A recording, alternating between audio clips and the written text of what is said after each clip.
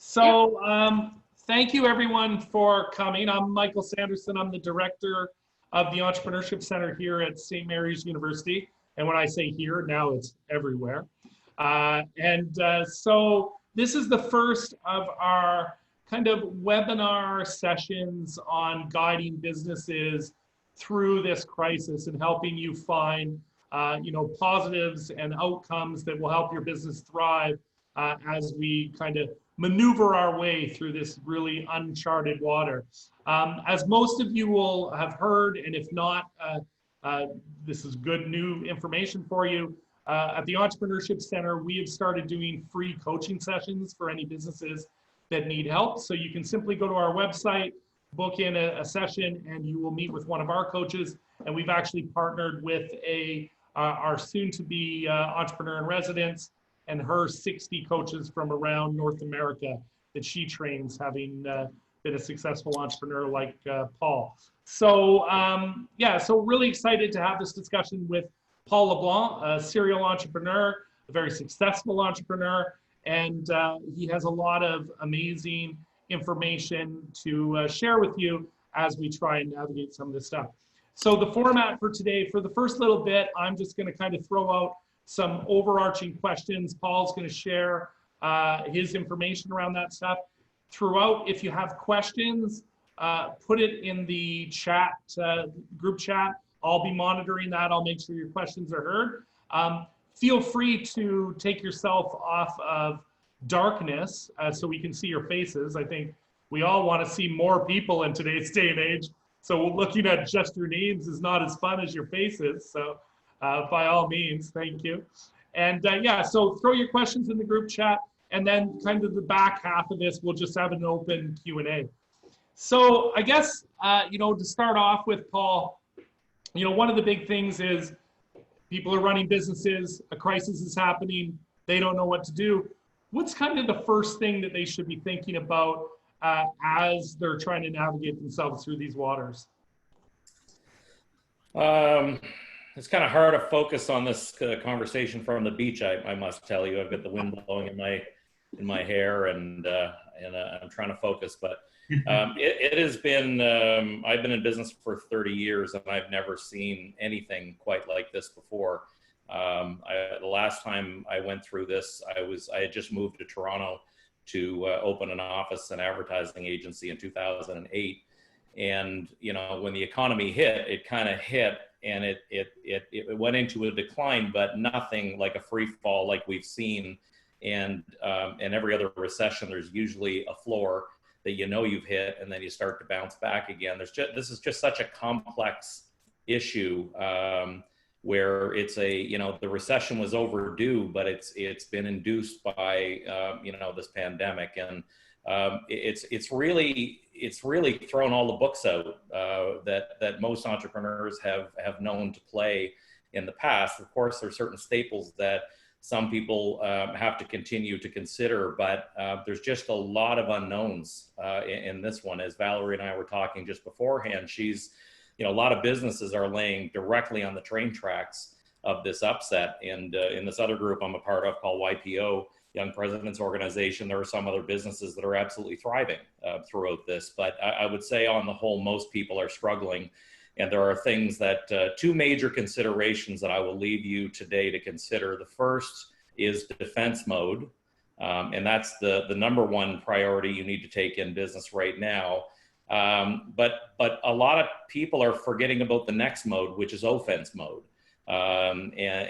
People put their head in the sand, they protect their house as best they can, and then they forget that they actually got to come out fighting and continue to operate in the business if they want to continue to be afloat post pandemic. So I'm going to talk for the first little bit about the things that we've done. I'm a part of 6 companies right now, and in all the companies we more or less have got the same formula that we've applied, and I'm sure many of you have done this, but hopefully there'll be 1 or 2 tidbits that you can apply to your business right now. I mean, we've only been in this for 3 weeks, and feels if it's anything like me, I was just saying that the FedEx guy was pulling up in front of the house and I'd have to leave this call to go greet another human being. It's very exciting to see the whites of someone's eyes. it feels like we've been into this for 6 months, and although a lot is known, a lot is not. So hopefully one or two things will resonate with you guys. The first thing that we did in all the businesses in defense mode was to ensure that our house was protected as much as possible. If you cease to exist, it's pretty hard to go into offense mode.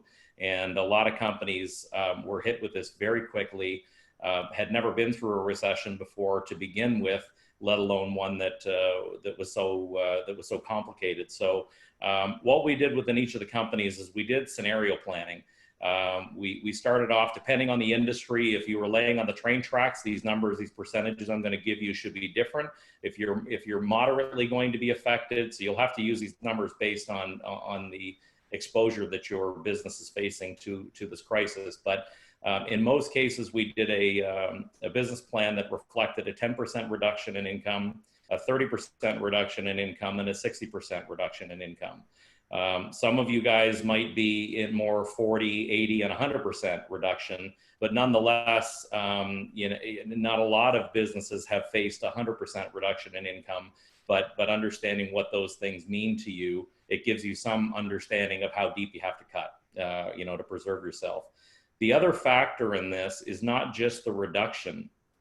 The other complicating factor is the time.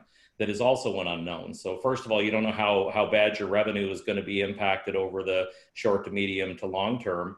But how long is this pandemic going to last, and how long is social isolation and flattening the curve going to persist? So the other factor that we've had to layer onto that is if your revenue is going to be reduced, call it by 30% for 2 months, 3 months, or 4 months. And then the third layer is it's not like the lights are going to get switched on and off, and in 2 months' time, everything's going to go back to the way it was before. It's going to be, most of the economists are talking about the horizon curve, where it's been a sharp decline and then a slow incline back out of it again. So the first thing, if you haven't done it yet, obviously you've got to figure out your financial planning and how deep the impact of this pandemic is going to be on your revenue. The other thing is, I'm really, I guess I shouldn't be surprised, but I am surprised at the lack of forecasting that a lot of companies do in the best of days. Forecasting is a really critical tool that should be done on an annual basis and revisited once a month. In every business that I'm a part of, we're now meeting every week. And that's just how much information is changing. So for example, yesterday I had an executive meeting for a couple hours with one of the groups, and we had our complete plan figured out. We knew exactly what the government grants were going to look like to backfill, layoffs that we, now don't have to take because of that. And then today, Trudeau's back on facing the public again with new edits to the emergency funding program. So if I had stopped and didn't have another conversation with my executive team for another month, we could be making the wrong decisions based on new information. That's why you have to meet every single week and revisit your forecast, with those who are responsible for your business. And also just understand other things like your cash position, which I'll talk about now. Cash is king, and a lot of times you're considering what your revenue forecast looks like against what your declines might be over a certain period of time. But what you're not considering is how aged are your accounts receivables going to be now. So if you do have a healthy accounts receivable that you're used to getting, paid within 40 or 50 days, there's a significant chance that 40 to 50 days is going to turn to 60 or 90 or worse. And that needs to be something that you update within your forecast, constantly, because you need to understand how much impact not having the cash in your receivables is going to hit you. The other thing that I find interesting is, as I'm like you guys, probably spending all my time looking at different charts and stats, but this one was interesting. I'm just going to share it. This was from McGinnis Cooper. Can everyone see that? Did that just take over the screen okay? No, it didn't this time, Paul. Oh, hang on, share. How about that? There we go, yeah. Yeah, okay. All right, so this is a pretty interesting showcase to I think what's going to happen in the coming weeks. So this basically is a bit of a timeline. Obviously, everything's very rough because we just, the foresight is nearly impossible right now. But based on other regions and countries that have contained the virus, the general consensus is that with good measures, you're within a 6 to 8 week window of containment and peak from the time it hits a certain country to the time you come out of it. So anywhere between 2 and 4 months is the social isolation flattening the curve paradigm. The thing that not a lot of people are talking about is that there's going to be a second peak and a third peak, which might return people back into social isolation. I think that's a really interesting thing that you need to consider, because I think a lot of people, being the eternal optimists as entrepreneurs usually are, is you think once you come out of it that it's going to go back to business as usual. And I don't think that's the case. I think there's a more than large chance that within a 6 month time frame, that, as we've seen in other countries, like I think Japan's going through this right now, where they had thought they had contained it and sent everyone back out into public again, and now it came roaring back. So I think these the social isolation measures are going to persist within the workplace and even within society at large. But we could go back into a containment phase, albeit not as significant as the first one, in the second and the third peak. It's just something you need to be considerate of. As again, I was talking to Valerie and her business, which is all about outdoor hiking equipment. If the province continues to shut the parks down, through a second and a third wave, and you spend a bunch of capex, buying rental lockers and all that stuff, you may want to consider holding off, doing it en masse for now, because your business model might get hit again 2 and 3 times after. And then the other thing to consider is getting all your invoices out right now. So if you're in a business that you have WIP or work in progress, catching up on all that, even doing progress billing is really important. So the quicker you can get your invoices out, the quicker they go into the cycle of being paid. So considering staying very current with your invoicing, I think, is really important to the maintenance of cash. The other thing is understanding the government programs. So I know there's been a couple questions that have come in asking me to articulate the government programs. I'm a business guy. I'm not a finance guy. I haven't spent all my time understanding them. I know enough to be dangerous, but there's more than enough resources and information out there for you to really understand how those programs work. I know a week ago we knew what they looked like in principle, but no one knew how to access the 75% emergency crisis based on, was it year over year sales? Was it month over month sales? And we were looking for clarity around that. But you really need to understand those government programs and map out, if you take the government program, what does that look like based on the offerings that you have now versus layoffs? So in almost, I shouldn't say all cases, about half the cases in the businesses, we've chosen not to lay off anybody and take the government program instead, because they've been fairly economical to do that. There's much less risk in going through layoffs, because there's a lot of labor law implications. If you lay people off, it's not like you can lay people off and not have any obligation financially to them. If you do have to go down the line of layoffs, my advice to you, after having to do this, unfortunately, a few times in my career, when you make layoffs, the worst thing you can do with your company is do them in bits and pieces. It sets everyone on edge. No one knows what next week's going to bring. No one can focus on the task at hand. Everyone's freaking out. The world's already on fire, and job security is just one of those added stresses. So my advice to you is that if you have to make some cuts within your business, make them once and make them deep, and let people know that unless things change within the world and go much longer, that it's finished and everyone can go back to work, as the new usual anyway. The other thing I would suggest has been very interesting across most businesses. When you come through a bull market, which we've come through over the last many years, businesses can get, I'll call it lazy, and not really look at all of your different expense items and kind of look away from a number of different expense items that you could have cut long and ever ago. One of the businesses I'm a part of is doing about $7-8 million a year. And without letting anybody go, we were able to find almost $800,000 in expense overages. I mean, that's a big number. And arguably, we could have had those collections last year and the year before. So obviously, one of the first things you're going to want to do is go through your company as a whole and figure out, without the layoffs, how significant can you cut on and continue to exist without things that you don't need to be spending on right now. And also, I take that lesson going forward, which I'll talk about in a minute. And then the other, just two more points here really quickly that I think are important. The other is rent relief. So if you have rent right now and you're leasing a building from another party, these guys don't want to see you go bankrupt. They want a tenant. So negotiating rent with them is something that all of our businesses have done.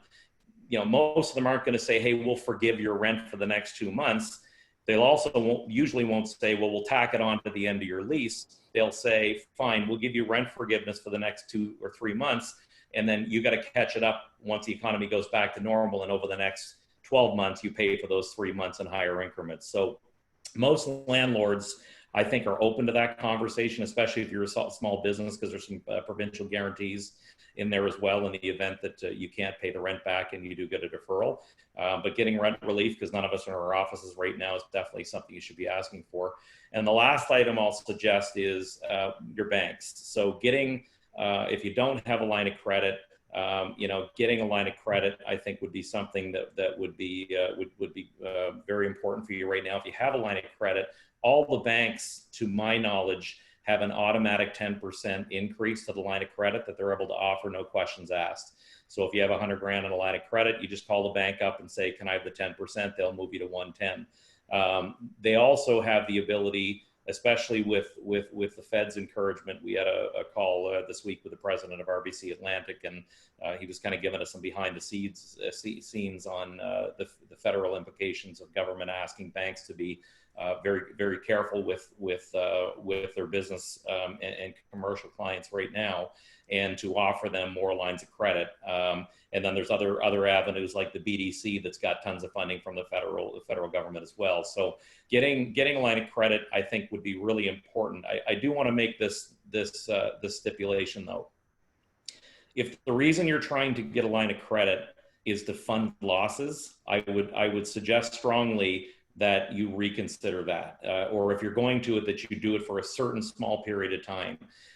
Getting a line of credit sometimes means personal guarantees. And if your business is struggling anyway, and you're going to go into a period of losses, getting a line of credit is basically digging yourself a bigger hole later. If you're getting the line of credit to fund your receivables, because you know they're going to get elongated but get paid eventually, that's the right use of a line of credit. I just want to caution you to not look at the line of credit like a credit card that you can borrow against, and because that's going to come back and haunt you, especially if this pandemic continues to go down the path that it's going in. So that would be the general housekeeping notes on a solid defense strategy to ensure that your house is in order. Awesome. So a couple questions that come out of that, Paul. So I saw Matt posted one. So when you showed the graph, which is a really stark graph, showing that there might be other shutdowns, what percentage of revenue would you advise companies to start building that war chest to prepare for the next shutdowns if they're able to start coming back out of this immediately? Yeah, it's a great question, and it's almost impossible to answer because every business is so different. I think the principle is in the question itself, which is hoard as much cash as you can. Take away any of the spending that you don't need to be doing right now. Make as much cuts as you can. Take advantage of the government programs. Try to get rent relief.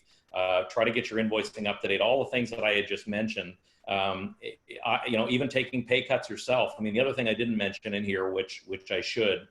Sorry, not answering the question, but I don't want to forget this thought. There's a lot of companies right now that have this cultural love for one another. Everyone works side by side, and everyone on the earth right now is facing the same pain point. It's not like a company screwed up and lost a major client and that was the fault of anyone. This is no fault of anyone right now, and there's an awful lot of companies and staff inside of companies that believe that it's better for all of us to feel a little bit of pain than for a few of us to feel a lot. And to that end, there's many companies that I know that the executive have taken a 30 or 40% pay cut. The Gen Pop staff have taken a 70 or 30% pay cut, and that's trimmed the fat a little bit such that the companies don't have to let anyone go. So there are certain things that, and also inviting some of your staff to have that conversation with you, right? Like everyone, there's not a secret what everyone's facing. It's very tough to be in business right now, as opposed to going in the ivory tower with your executive group and considering the fate of everyone. Sometimes it's okay to invite them into your brainstorming. You'll be surprised at what they come up with. Nonetheless, back to the question, if you've learned anything from the first wave, know that the second wave is going to be a great teacher again. So cash is king. That's the most important thing going into a recession that you need to have. In particular with this one, where there's going to be multiple waves of it, I would say get as much cash in there as humanly possible, so you can weather the next storms. And then a follow-up question to that, just around you're conserving cash. People will often look to employees as a way to conserve cash, so layoffs. Then you have this small business, like, you're just a smaller organization. You've sold these people as employee number 1 and 2 and 3 on the dream of what it could be. And now, I think there's that emotional, you get gutted and having to do it. Having had to do it yourself, any tips you can give the owners that are having to lay people off on the approach or anything like that? Just Yeah, for sure. And there are a lot of resources out there as well on this topic. This whole conversation could just be about that. I think the thing that I shouldn't say that I should be surprised that I'm surprised, but I was, of the places that had to do layoffs, most people got it right away. They were like, look, we get it. And thankfully, the government is stepping up to the best of their ability, given this pandemic. But the biggest secret, or not really a secret tip I can give you, is just treat them like human. They understand what you're going through. They understand that this is hopefully a short-term issue, all things considered, within a couple of months, and hopefully they'll be back to work again. I think one of the big issues that some employers have is that they make the cuts and dehumanize it. I mean, these are people's lives, and it's really important to articulate to them exactly why you've had to do what you've had to do. Give them some sense for what good it is right now, because no one really knows. But when you expect they might be coming back, and also the biggest piece of advice is continue to treat them like your partners after they've left.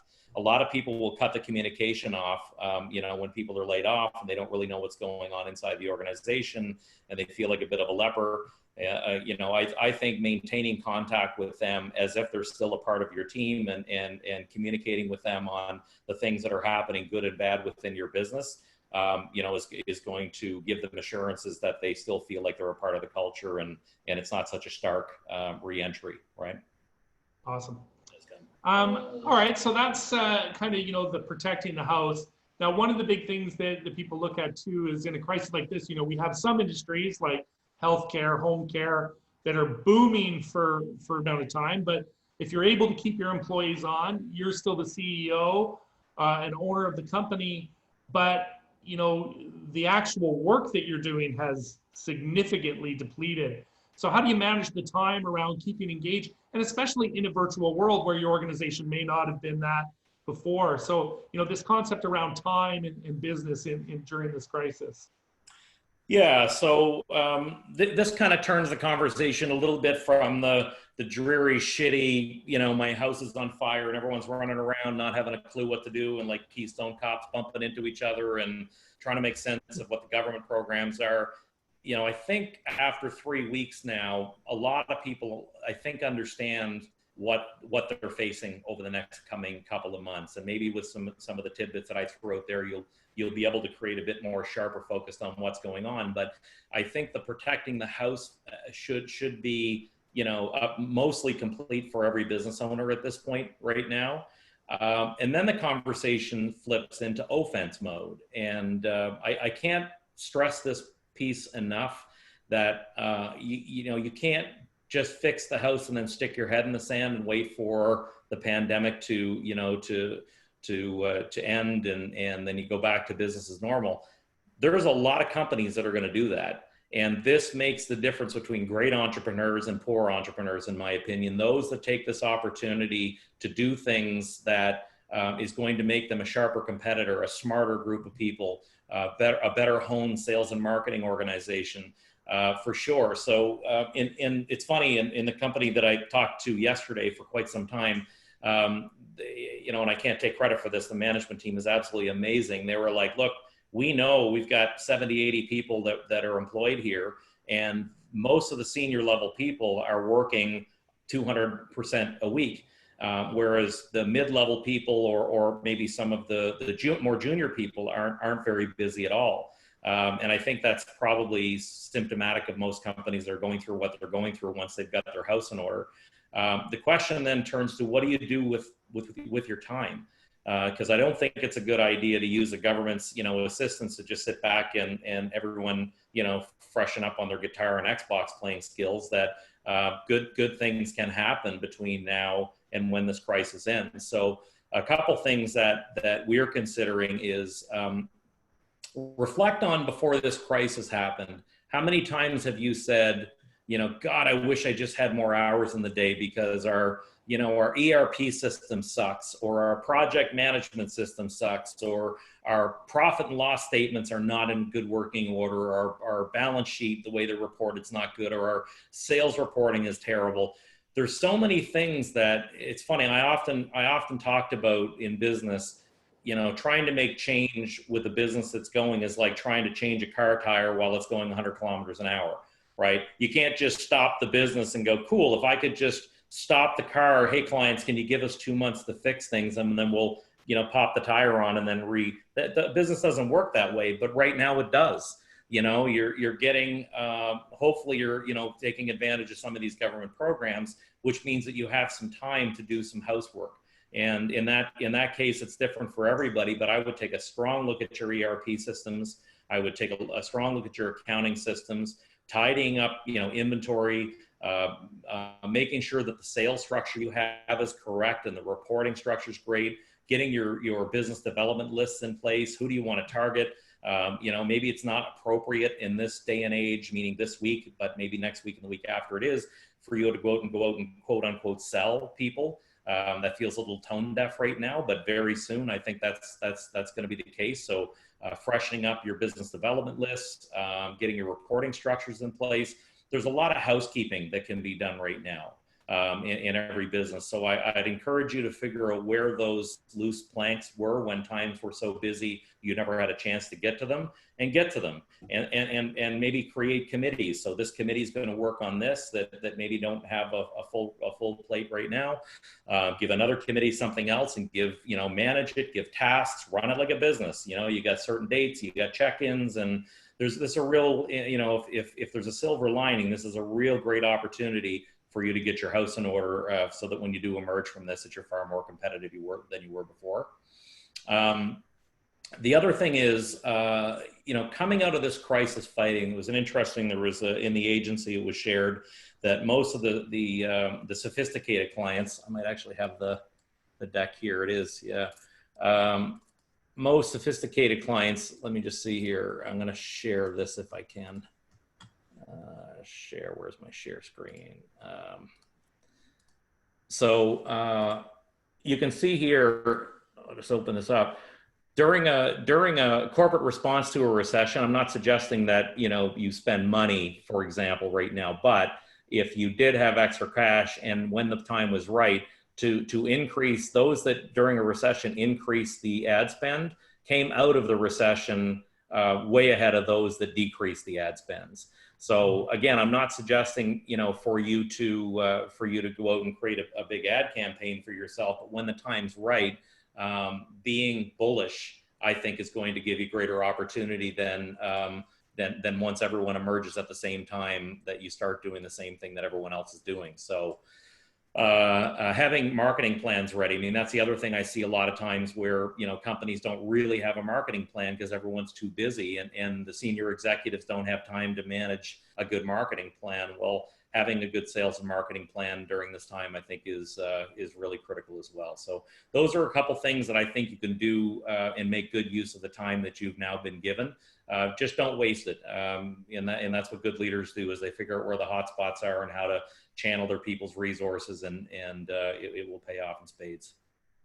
Yeah, that's great advice. I mean, how many times have we heard people say, I don't have time to work on the business because I'm working in the business? Well, now you don't have excuses after this. If you don't have to, if you're not working in the business, you should be working on it. Yep. You know, and I haven't really thought of that this, for many businesses, kind of puts you back into that startup mode where you were when you were first planning your business. You now have that time. So I think that's great advice. We'll go to a couple of questions that were thrown to the group, and then on to a new topic. Al-Ali said, you know, because of all the ambiguity and the uncertainty when we're looking at this crisis, and especially with what's going to happen next if it follows the path of the Spanish flu and things like that, should you wait before making some of these big decisions because there's so much ambiguity, or should you just go and pull the trigger on some of them? Yeah, I mean, again, it's a difficult question to answer, and I would hesitate to say yes, go for it to everyone, or no, don't to everyone. It all depends on who you are. I mean, the biggest answer I'll give you is this whole conversation about being tone deaf. Right now, there's a lot of shit happening in the world, and everybody has become very human, and the concepts of going out and knocking on doors and trying to do sales or launching new products, or, you know, just be cognizant of how people are feeling right now, because that's the most important thing that, you know, that will dictate whether your bold move will pay off or crater. So it's a tough question to answer. Generally speaking, if I were to give a general rule of thumb, we are in more sit back and wait mode, almost like investments. You know, does it make sense right now? Every share on you know, on the markets are trading well below their value. Does it make sense to jump in right now? Well, man, just look at what's happening in the markets, right? One day it's up 1,600 points on the Dow, and the next day it's down 2,000 points. Like, the swings are wild. So I almost kind of follow the lead of the markets right now, and just sit back, because I think over the next couple of weeks, you know, more is going to calm down a little bit. I think we're going to see the peak in Atlantic Canada. People are going to start thinking about trading and commerce again, albeit in a new world. And I think it's a better time in a couple of weeks to maybe ask yourself that question. Excellent. And then the question that Matt posted around kind of like pursuing risk. So, you know, that whole working on your business, if you had plans for expansion prior to this happening, because you saw a real competitive opportunity, and now this is cut into your revenue and has put you more at risk, do you stop these plans that you've had for, you know, long-term strategic success?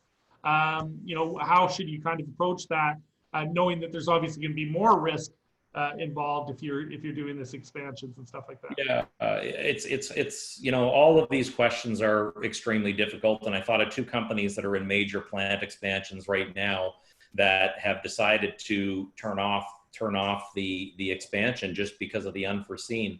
I guess the biggest question is, how long is this going to last? And if there's still so much that we don't know about COVID-19, you know, we still don't know, you know, the true extent of how significant and how much penetration there is within the markets. There's, you know, more and more every day we're learning more, but, you know, who knows if this thing's going to continue to last for a month or 2 months or 3 months longer than what we had all anticipated. So look, I'm a very bullish person by nature, but in this moment, I'm a little bit wait and see. But strike the minute you do see the things have flattened out and you can beat it to the market. I just wouldn't want to see somebody making major business decisions and then the market, you know, continues to be frozen for another month or two post what you know, blow up over it. So you got to be very careful with major decisions right now. Cool.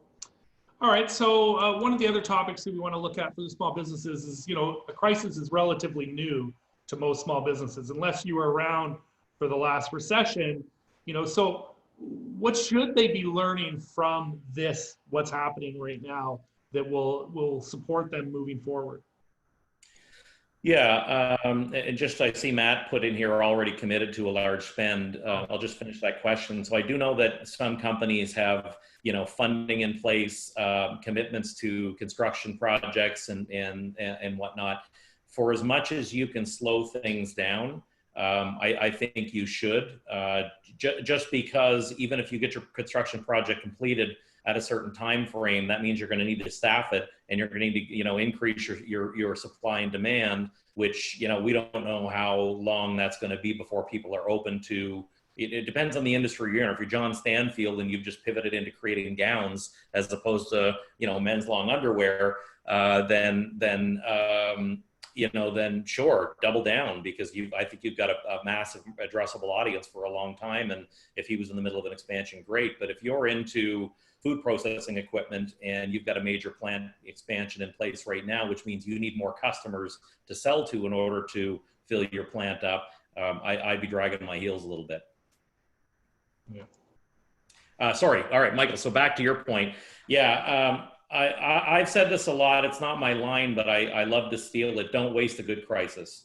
And that's true of everything in life, whether it's this or a health scare or something that's gone on in your life. A lot of people look to the negative side of things, and woe is me, and they just suffer through it. There is good learnings in a crisis if you're willing to look at the at the opportunity or the threat that's been in front of you. So, for many people, this is the first recession that they've gone through. And I think if I were to stop and ask every single person on this call, what would you do differently? If I were to give you a year back and tell you that the world's going to blow up on March the 17th or the 12th or whatever the date was that everything kind of went to a halt, what would you have done differently going into this epidemic than maybe you find yourself in right now? And most people have an answer for that, but most people don't ask that question. And I think it's a really important question to ask. So a lot of things that come out of some reflection are things like managing your expenses better. Maybe I wouldn't overspend in all the areas that during a great, during an economy that's having a boom, I might not be as free flowing with all my expense accounts. I would manage them better. Things like having a war chest. I know my dad used to say to me all the time, son, you got to have a war chest. You never know when the rainy days are going to happen. And even in 2008, when I was a young entrepreneur, I didn't appreciate that nearly as much as I appreciate it right now. And I think most of you would agree that going into this pandemic, if you had a cash reserve built up for 6 months of operational costs, you may not have a hairline like me at the end of this. So, that's a great lesson to be learned. Better employment contracts is another one. Like, a lot of employment contracts don't cite having pandemics in their employee contracts. It's been a complete oversight, although it has been a top 10 threat to the economy for the last 15 years. No one's paid much of attention to it and haven't built that into their employee contract. So if I was a labor lawyer, I'd say you're exposed. But if you had it in your contract and a pandemic was there and you had a little citation to let people go based on that, maybe looking at those. Disaster planning scenarios in a playbook. Most companies, when times are great, don't think about bad things. But as a part of business planning every year, think about a disaster plan so that you're not scurrying, the way we all have had to over the last couple of months. The other thing I'll say, and the last thing I'll say about kind of lessons, is that the financial prudence is really important. And it took me a long time as a business person to understand the incredible importance of good financial information as far as profit and loss statements, balance sheets, and forecasts. And, when speaking, I talk to entrepreneurs 3-4 times a day, and I would say about half of them don't have profit and loss statements. They don't have forecasts. They don't have visibility. I call it taking shit and throwing against the wall and seeing what sticks. During heady times, shit sticks. You don't know about that right now. And I think this has taught a lot of people to be much more financially prudent than before. And then the other thing I'll suggest is that working in the business, not on the business. Sorry, most people work in the business, not on the business. That means they show up every day and they do stuff. And that doesn't necessarily mean that the company is going to grow and scale. And that's, for me, the biggest bottleneck that are inside of companies that don't scale past a certain threshold, is that the entrepreneurs haven't learned how to work on the business and direct the business at a macro level in terms of where it all goes. This is a really, this period is teaching people, because we're so efficient with our time, right? What would this have been if I had to do a live speech? We all would have had to get on our cars, take an hour to get there, meet, another half hour of Q&A after, post the session, then you'd drive back. Like, this would have been a big chunk of the day. Well, we're all learning to be much more efficient with our time. And, I think it's teaching us to be, with that efficiency, to spend more time thinking about on your business, not in your business. So those are just some thoughts around not wasting a good crisis. All right. So is there any questions from the group? I saw Matt's been posting a few. If you guys have any questions, make sure you throw them in. I think the last piece in this, without doing too much of a spoiler alert for tomorrow, one of the biggest things people struggle with is now I now see new opportunities, but that takes me away from my core. This was my core. This is what I was supposed to be as a business. But now here's a new, and you talk about Stanfield's moving from, and that's not too far away from their core, still leverages their competencies. But should people be pivoting and innovating at times like this, or should they stay true to what they do? Yeah, it's funny because that's actually the fourth pillar in the offense mode, which is, how can you innovate and pivot? And I don't want to steal my thunder for tomorrow because we'll be talking about this before. But I think that this is a really critical topic for everyone to consider, whether you're in a traditional, restaurant industry or equipment rental company or, tech startup. You can't, if your lifeblood is taken away from you, you have two choices. You can either stare it at the face and have kind of a Mexican standoff and see which one is gonna cave. And I can almost promise you that it will be you, because the economy is not going to bow for anybody. Or you can think about, the skill sets that you both have and had. Maybe you've pivoted out of something that is still an opportunity for you to return to, or the skill sets that you employ can be used in a completely different way, or you can take your business to the market in a completely different way. I know that Trudeau had mentioned today that they're looking at the student, what's it called? The student job, summer job fund. And yeah, the co-op fund and funding it 100%. And a lot of the thought process behind that, aside from the obvious, which is getting students to work and getting their, their resumes, polished up and whatnot, is to use students to take products to people in a different way. But giving that some thought, I think, is something we're going to spend a little bit of time on tomorrow. How can you consider a pivot? And I have 5 or 6 examples. I'd love if other people have examples, they could send them to me so I can kind of study them ahead of time. But it's interesting the amount of people that are just not going to roll over. They're thinking differently about how they can bring their products or services to market in a very different way. And I see there's a question here: any advice in moving a business that's usually done traditionally face-to-face to online? I think the advice is that most consumers are expecting that. The good news is no one's expecting face-to-face. It's offensive to consider that. I think everyone has accepted that, at least for the next couple of months, that business has to be transacted in a digital format. And the advice I would give you is that you still need to offer value to customers who are struggling, themselves, and understanding what keeps them up at night is a bit of the key to understanding how to innovate and pivot within your wheelhouse. It's a great question. You go to your top 5 customers and say, what are you keeping, what's keeping you up at night? And from that, I think is going to yield some possible breadcrumbs as to where you could take your business your next. So, and then the other thing is there's lots of digital applications, Squarespace and Shopify, and business tools that are super easy for you to allow yourself to change over. And if you're in a restaurant business, calling up Skip the Dishes, who by the way have some very amazing ads. I can't think of who does their ads right now, but they're a phenomenal company. Getting your business registered with Skip the Dishes, and I know there's just a lot of digital platforms that years ago used to be incredibly hard to have access, and the user friendliness just wasn't there. Today they are, so lean into them because your customers are expecting it. Nice.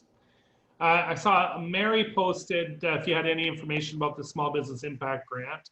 I know you said at the outset, and we can, Mary, we'll reach out to you and get you direct information and contact information to find out more about that Small Business Impact Grant. Yeah, we have a write-up on all of the information there, so we can email it. Awesome, thanks, Val. So, also mention really quickly that the Halifax Chamber, I think, has done a really good job at keeping current information accessible to members and non-members. So if you go to the Halifax Chamber's website, there's some really, really good information there. The other thing from a resource perspective, Harvard, the Harvard Business Review is not that it has anything to do with Canadian economy or the Atlantic economy, but there's really great insights on leadership, thought leadership on their COVID website. They have a dedicated website with dozens of great articles and reports on how to kind of navigate your way through this current crisis we're in.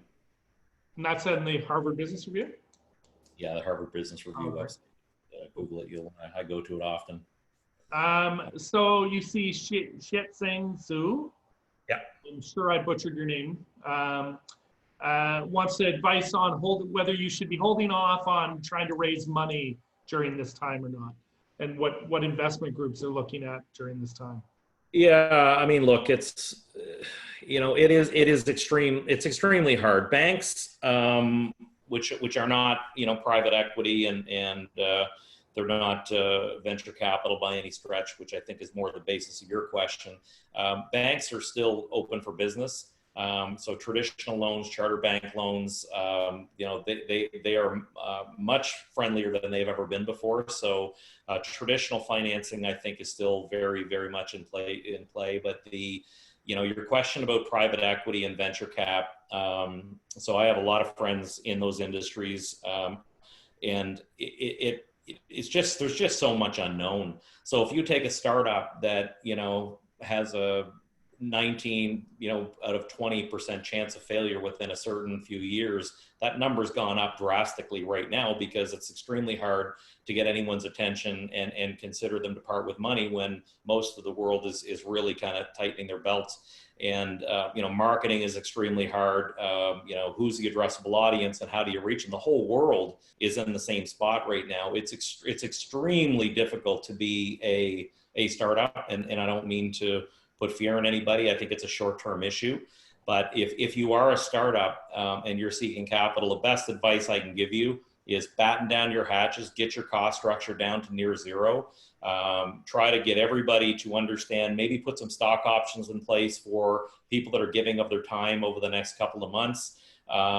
Use the student job program to get funding for people to do work, but batten down the hatches, because seeking, you can't even talk to investors right now, or if you do, it's very hard to get a sense of someone's personality and the dynamics of their team when you're doing this over Zoom. As good a proxy as this is for human interaction, I would suggest that you're in for some, a couple of months of very strong headwinds, if not 4 months or 5 months of strong headwinds of raising capital. So just keep your cost burn rate down to near zero.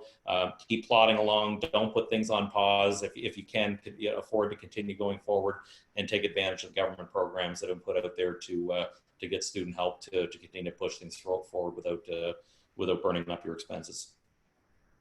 Excellent. And then you see Diogo's question there around businesses may see more success during these times. Any advice on how you can capitalize on that success? Again, without too much spoiler alert for tomorrow's workshop. Yeah, I mean, I've thought about that myself. I'm like, does anyone know how to make masks or PPE, sanitizer? you know, it's going to be there's an upside and a downside to this, in my opinion. I think that COVID is going to be a going concern for 18 to 24 months. So it's going to be a very needy marketplace from the PPE perspective until they find a vaccine and have it readily available all across the world.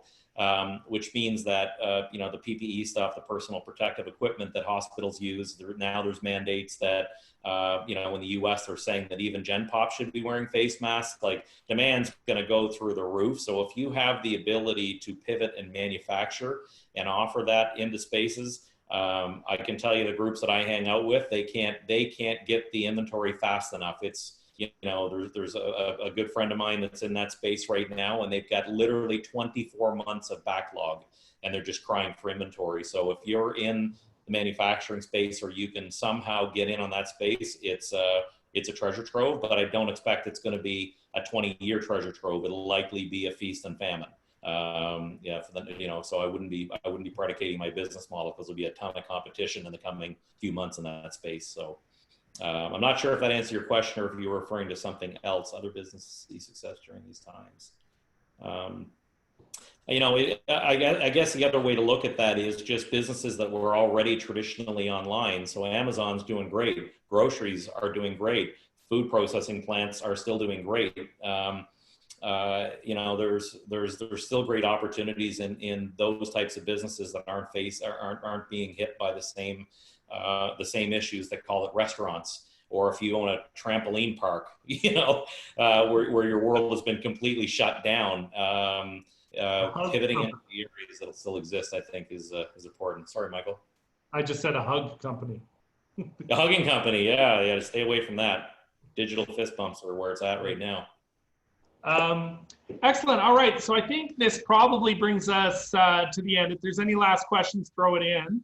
But this is a good lead in. You know, this was about the state of the union right now for your business. Understanding, you know, especially, you know, take that advice on managing those cash flows, really protecting your house, and then figuring out what you can do next. And as part of that, figuring out what you can do next, Paul's going to be back tomorrow, and we're going to do a similar format where we look at how you identify and pursue some of these new ideas and pivot your company to take advantage of the market changes versus simply dying on the vine as an organization. So with that in mind, if you haven't already signed up for tomorrow, I know a number of you have, make sure you sign up, but also maybe as in preparation for tomorrow, send to Valerie your company name, kind of where your market's at now, and what you're thinking about pivoting, so that we can have that as some background and maybe pull on some examples as we're doing tomorrow. But so that more importantly, it gets you to start thinking about this. So just, you know, welcome or join me in thanking Paul for giving up his time to share, you know, share his advice with you guys as we all try and maneuver our way through this pretty tough era. And we're going to continue doing sessions like this at the Entrepreneurship Center. And then as a reminder for any of you, we are offering free coaching sessions, one-on-one coaching that'll help you dig in a little deeper onto some of this stuff. So go to our page and sign up if you need one. And if you've already had one, you can always sign up for a follow-up as well. So yeah, so just join me in thanking Paul. Oh, Paul, yeah. Yeah, one more quick thing. By the way, the hand raise things works really well in these things as I'm learning. But I just want to follow up on what Michael said. If you're planning on joining the call at 4 and you're kind of stuck on what you need to pivot to, please do send Valerie a bit of an outline on what your business does right now, and she'll get it to me ahead of time. And maybe we can take 2 or 3 case studies through a bit of a workshop tomorrow and try to understand how best we can apply a pivot. I know Mabdu and I have been having lots of conversations about Bloxo and what he's done with Bloxo, which I think is phenomenal. We'll use that as a bit of a case study, as long as Mabdu's okay with me stealing some of his thunder. I know he is. But if there's other businesses that are kind of contemplating a pivot in this moment, I'm happy to give that some thought before the call. Yeah, and I think before tomorrow morning, then that should give us plenty of time to just have Paul review it before the 4 o'clock video call. Yeah, and we can make available our Zoom channel after the kind of the formalized session even, if people want to stay on and just brainstorm with one another in more of a free-flowing conversation mode. So we'll leave that that opportunity open for, because I know not all of you might have Zoom. So yeah, awesome. Well, thank you, Paul, very much.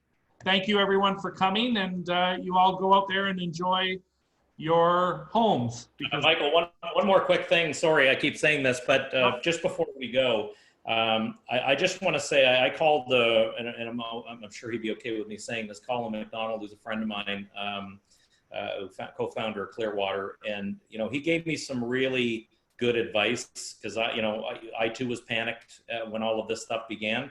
Guys, this is going to pass, right? It feels like you guys are in the